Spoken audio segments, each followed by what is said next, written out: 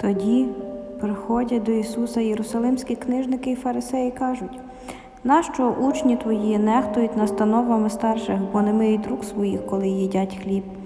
А він сказав їм у відповідь: «Навіщо й ви нехтуєте заповідям Божими заради звичаїв ваших? Адже Бог заповідає: шануй батька і матір, і той, що проклинає батька чи матір, смертю нехай помре. А ви запевняєте, якщо хтось скаже батькові чи матері: дар Богові є те, чим я міг би допомогти вам. Той в жодному разі не шанує батька свого чи матір свою. Таким чином ви усунули заповідь Божу звичаями вашими.